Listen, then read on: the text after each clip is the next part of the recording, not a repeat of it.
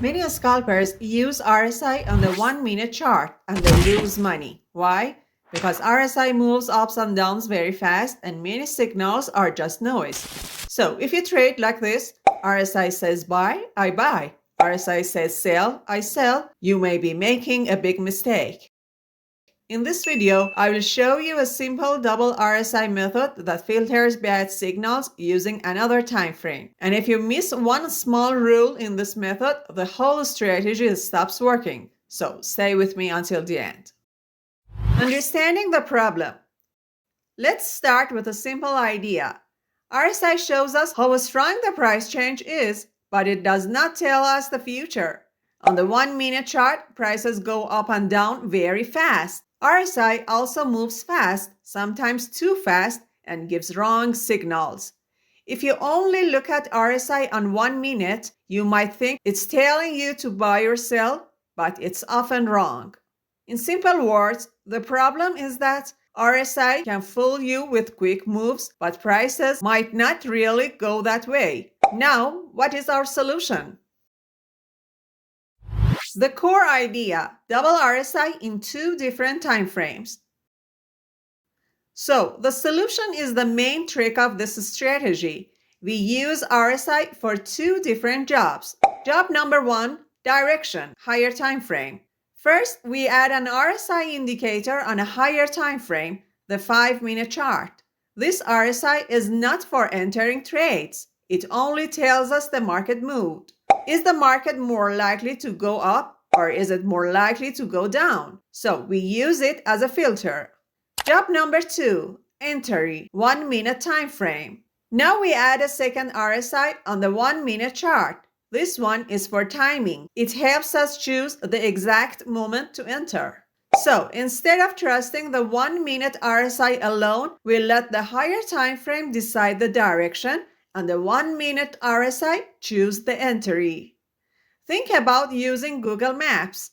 First, the map shows you the general direction of your trip. It tells you, for example, to head north. This is like our 5-minute RSI. It gives us the main trend. Then, when you are close to a specific corner, Google Maps says, turn right now. This is like our 1-minute RSI.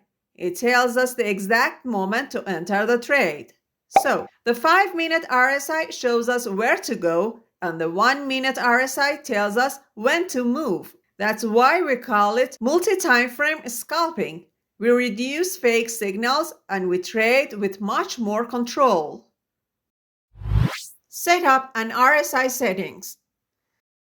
Now let's set up the strategy on the chart. First, open a 5-minute chart and add the RSI indicator. We use this RSI only to understand the market direction. It's not for entering trades. It simply tells us if the market is stronger on the buying side or the selling side. For the settings, keep it simple. Open the RSI settings and keep the standard period of 14. Then go to the Style tab and make the RSI line blue and make it a little thicker so it's easier to see. After that, keep only the middle band, the 50 line, and uncheck everything else we don't need. Then click OK. Next, we move to the 1-minute chart. Here, we add the second RSI indicator. This one is used for timing our entries. Again, we keep the period at 14. Then, in the Style tab, make the RSI line red and make it a bit thicker for better visibility. This time, keep only the upper band at 70 and the lower band at 30. Uncheck all the other options because we don't need them. Then click OK. So, now we have two RSI indicators working together. The 5-minute RSI helps us understand the direction, and the 1-minute RSI helps us choose the perfect moment to enter the trade. In the next step, I show you the exact rules we use to enter a trade using this setup. Entry rules by example. Now let's look at the exact rules for entering a buy trade. First, we check the 5-minute chart. The RSI must be above the 50 level. This tells us the market has bullish momentum and buyers are stronger. Once we confirm the direction on the 5-minute chart, we move to the 1-minute chart and wait for an opportunity. For a buy setup, the RSI on the 1-minute chart needs to drop below the 30 level. This means the price is making a short-term pullback inside the bullish trend.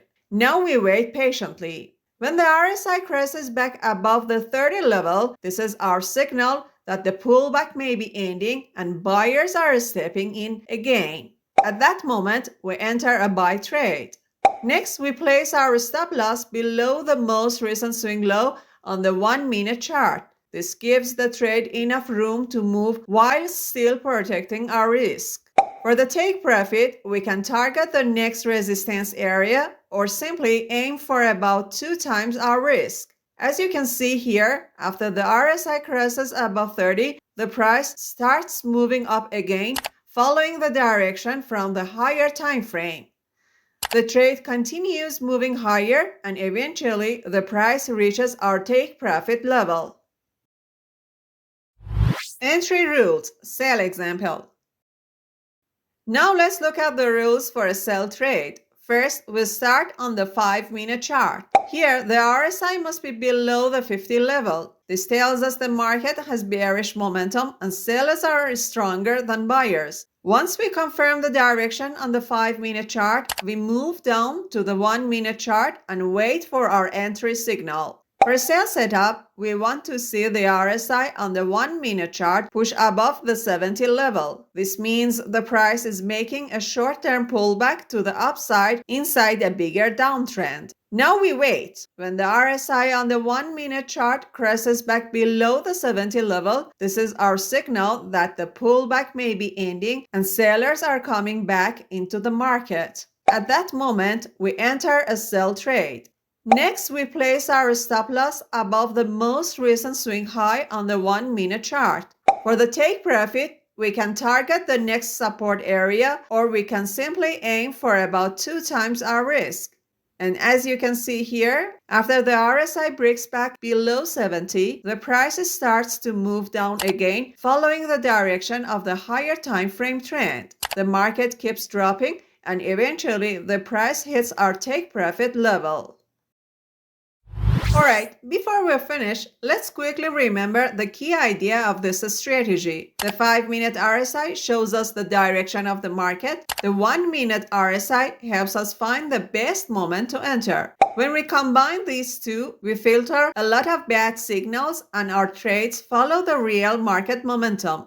This is a simple idea, but many scalpers completely ignore it. Now I'm curious about you. Which market do you like to scalp the most?